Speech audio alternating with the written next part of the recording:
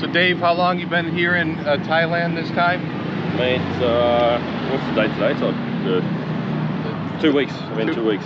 2 weeks, and you're here for a project that you... Yeah, initially come here to do like a project. I've been working on the Muay Thai for a number of years now, and I thought I'd be able to try and finish it off this time around. But things have changed. Like every single time since COVID, I've left Thailand and I've come back. Everything's changed. It's much harder.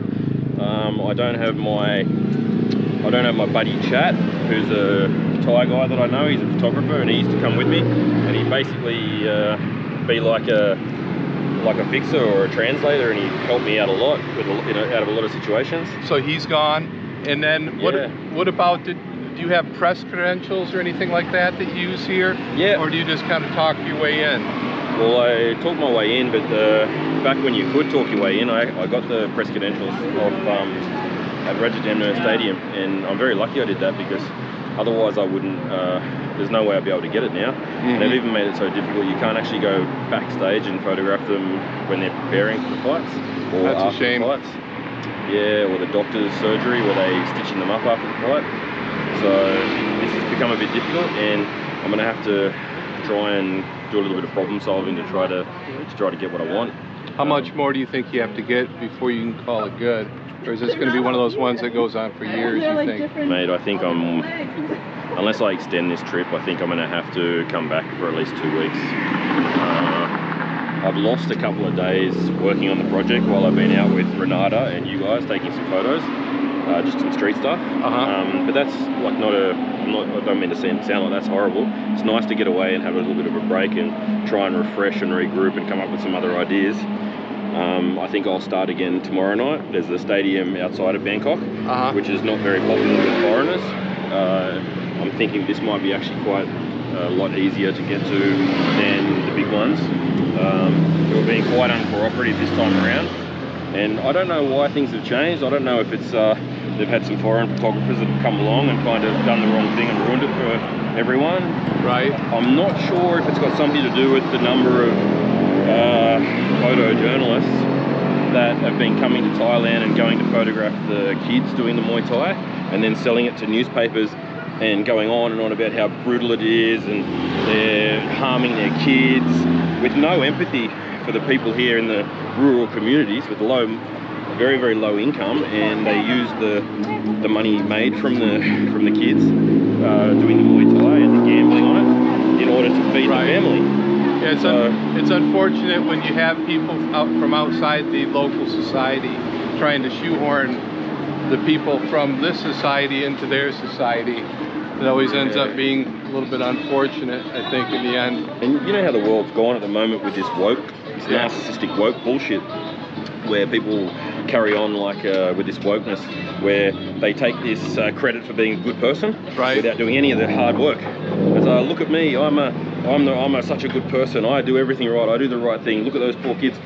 And along with that, we've got an epidemic of people that claim to be empaths, which I wish was true, because imagine how good the world would be if it was as many empaths as they self-diagnose. But yeah, where's the empathy for the families that are struggling financially, and they don't come from a country like Australia, where if the family's not working, we provide them with cheap housing, we provide them with an income. That doesn't work here in Thailand.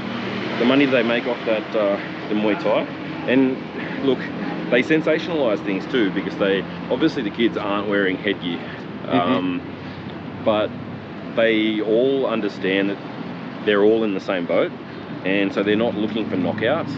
If you go to watch the Thais do the Muay Thai, you'll see the first 2 rounds, it's just nonsense. They're feeling each other out, they're doing a bit of kicks. If someone's a clear winner, they stop fighting on the last round because they don't want to injure the other person. Right. But when it's reported in the newspapers, which rely on clickbait, sensationalization, all this fake news, they're just reporting it like, it's so brutal, and these kids are getting knocked out and they're having all this brain damage. It's absolute bullshit. So when you finish with the project, are you looking at what kind of publishing are you looking at? Maybe doing a book? Are you gonna do something online? Or no, this one's definitely a book, because the Muay Thai has been done a lot very badly. No one's done a really decent project on it, and fortunately before everything changed and the access that I had, I've managed to get some photos that no one else has got. So I've been to places where they'd be happy to publish it as it is, but I want to, once you put it into a book, that's its final. You can't actually add to it. So instead of just making it good, I want it to be great. I want it to be one of those books where it encourages some people to go and photograph it, but a lot of people just go, well, you know, he's done that pretty well. I don't think I can do better than that. I'll maybe try and think of doing something else. But yeah, this one, although it's got a bit of interest from some publishers, I actually think this one might be better off as a self-published book, because the contacts that I do have here that are helpful to me allow for a traditional photo book. You're looking, especially if you're not very well known, you're looking at 300 copies, 500 copies. If you're famous, you're looking at 750, 800, 1,000. In a rare instance, 1,500. If you're someone like a Trent Park or someone like that, you can then do a second edition.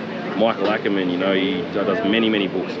But yeah, so instead of just doing 300 or 500, this one could be, I won't give it away what it is now for the moment, but this could be in the thousands. So nice. Instead of just being an ego thing where you don't actually make a lot of money from it, there could be like a bit of an earner in this one. Yeah. So I think that we're at the place here where we're going to get our supper. So Dave, thanks very much for telling me about that, and thanks for taking us around and showing us Thailand and meeting up with us once again. It's always great to see you, dude. Oh man, it's you guys are good people. It's a lot of fun to walk around with you and catch up and have a chat. And mate, if you really love photography, you just want to be around other people that feel the same way and have a passion for it. And I knew you guys would love this place. And yeah, you guys got to chill out though. Like, you're not going to miss a shot. You can sit down and have dinner for half an hour, and the shots will still be there. Absolutely. You're like kids when you take them to Disneyland for the first time. They want to go on every ride. They don't want to miss a ride. I want to go on Magic Mountain Yeah. over and over. All right, thanks, Dave. Right, yeah.